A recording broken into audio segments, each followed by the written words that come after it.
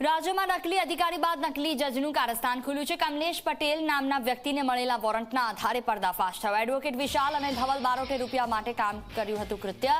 Additional chief judicial મેજિસ્ટ્રેટના નામથી warrant મોકલ્યું હતું। બિનજામીન પાત્ર વોરંટમાં જજ તરીકે એચ.એ. ચૌહાણના નામની સહી સિક્કા કર્યા।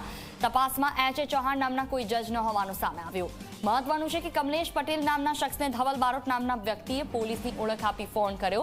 ત્યારબાદ બિનજામીન પાત્ર વોરંટ માટે જામીન લઈ શહેર કોટડા પોલીસ સ્ટેશને બોલાવ્યા હતા, જેનાથી ગભરાઈ ગયેલા કમલેશ પટેલે એડવોકેટ વિશાલનો સંપર્ક કર્યો। વિશાલે પણ વોરંટ રદ કરવા માટે પોતાની સાથે મુલાકાત કરવા માટે જણાવ્યું હતું। ત્યારબાદ કમલેશ પટેલ જામીન લઈને લેબર કોર્ટ પહોંચ્યા હતા ને પોતાના નવા વકીલ કુનાલ ભાવસાર મારફતે કાયદાકીય પ્રક્રિયા પૂરી કરવા માટે કોર્ટ પહોંચ્યા હતા। જો કે લેબર કોર્ટ પહોંચતા જ કમલેશ પટેલના હોશ ઉડી ગયા, કેમ કે એચ.એ. ચૌહાણ નામના કોઈ જજ ન હોવાનું સામે આવ્યું। હાલ તો કમલેશ પટેલે કાયદાકીય પ્રક્રિયા માટે પોલીસમાં અરજી કરી છે। જે કે બી વકીલ છે વિશાલ જોશી, એ અમારા અસીલના ભૂતકાળમાં જે લેબર કોર્ટમાં જે એમના કામદારનો કેસ થયેલો એમાં જૂના વકીલ હતા અને એ કેસની અંદર જૂનું એ લોકોનો નોટરી રૂબરૂ કરાર સમાધાન કરેલું છે, જે કોર્ટમાં મૂકવાનું બાકી છે, એટલે એમાં સમાધાન થઈ ગયેલું હતું। એટલે વકીલ છે એમના જૂના વકીલ જ છે, પણ ધવલ બારોટ કોણ છે અને એમણે વોટ્સએપ પર વોરંટ મોકલ્યું છે, એમના એડવોકેટે મોકલ્યું છે। વિશાલ જોશીને એમના જે એમના એડવોકેટ છે વિશાલ આઈપી જોશી, એમણે મોકલેલું છે અને જે ધવલ બારોટ છે એમને હજી ખબર નથી કોણ છે। અને આ વોરંટ આવ્યા પછી ખબર પડી કે આ રીતના આ કેસ આખો બોગસ ઊભું કરેલું વોરંટ જેવી ખબર પડેલી। એચ.એ. ભૂતવાલા સાહેબ અને વીબી ચૌહાણ એ બે જજ સાહેબનું નામ ભેગું કરીને આખું વોરંટ ઊભું કરવામાં આવેલું હતું। અમે અમદાવાદની બધી કોર્ટો ચેક કરી, એમાં એચ.એ. ચૌહાણ સાહેબના લેબર કોર્ટ સિવાયના બી અમને કોઈ જજ સાહેબ ત્યાં અમે ઓન ધ સ્પોટ બધું ચેક કર્યું પણ મળી આવેલા નહોતા, કારણ કે વોરંટ હતું રદ કરાવવું અમારા માટે બહુ જ અર્જન્ટ હતું એના માટે।